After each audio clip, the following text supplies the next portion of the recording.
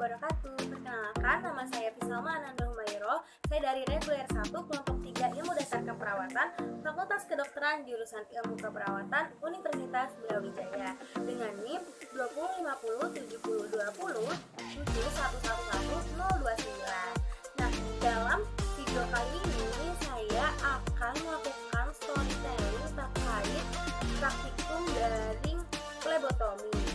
Yang pertama adalah saya akan menceritakan pengalaman saya selama mengikuti praktikum daring flebotomi. Dan yang kedua, saya akan menceritakan hal yang ingin saya pelajari lebih dalam dan hal yang belum saya mengerti terkait flebotomi. Dan yang ketiga adalah prinsip utama prosedur. Nah, sebelum lanjut, sekarang saya akan menjelaskan dulu pengertian dari flebotomi itu sendiri. Nah, flebotomi ini adalah pengambilan darah melalui vena. Apa sih pengertian lebih lanjutnya? Yaitu adalah tindakan mengambil sampel darah dengan menggunakan jarum yang dimasukkan ke pembuluh darah vena. Tujuannya apa? Nah, tujuannya ini untuk mendiagnostik suatu penyakit, evaluasi terapi, dan monitor kondisi klien. Nah, flebotomi juga dibagi menjadi 3 teknik. Ada Fakutainer, butterfly needle, dan sting.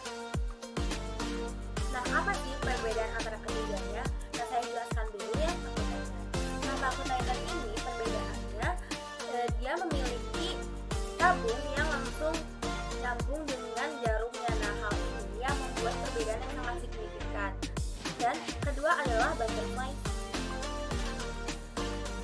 Needle ini adalah biasanya digunakan untuk orang-orang yang venanya itu tidak terlalu terlihat atau untuk anak kecil seperti bayi, balita yang sangat kecil venanya seperti itu. Dan yang terakhir adalah teknik siring. Nah, teknik siring ini adalah teknik yang sering kita jumpai pada rumah sakit pada umumnya. Nah, itu semua kurang lebih dari pengertian dan penjelasan singkat terkait flebotomi. Langsung aja yuk, ke apa sih pengalaman saya selama mengikuti praktikum daring flebotomi ini sendiri.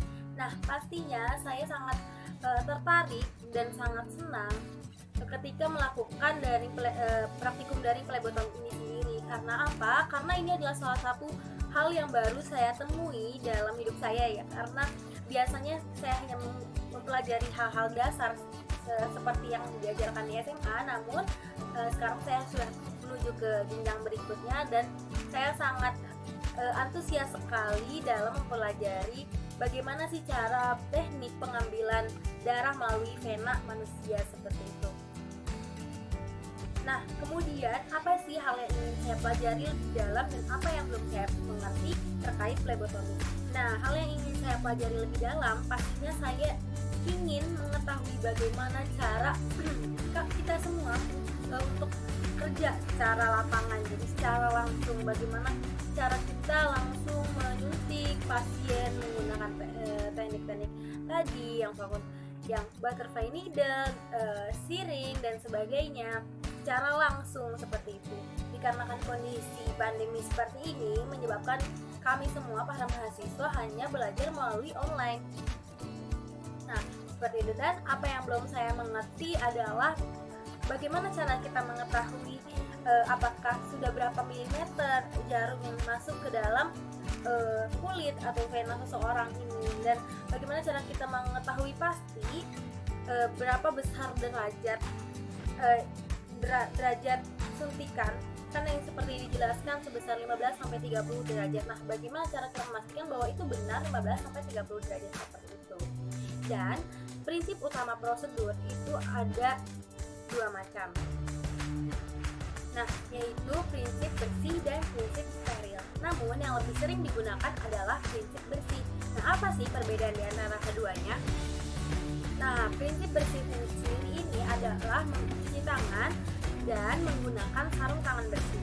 Nah, kalau yang prinsip steril adalah yaitu yang paling jelas adalah disinfeksi sekuler, di mana ditaruh di sekitar tempat yang ingin disuntik menggunakan alkohol swab.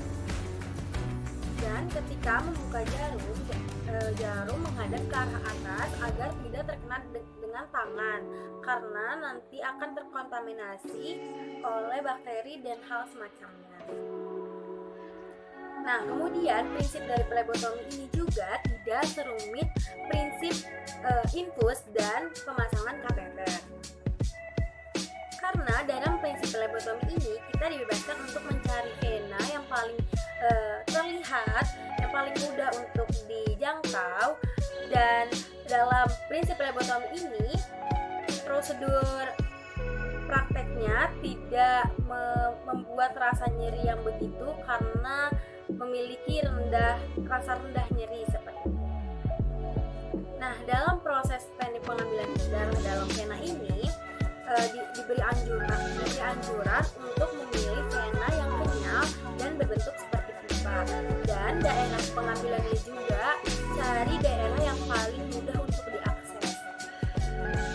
Contohnya pada vena kaki atau di siku.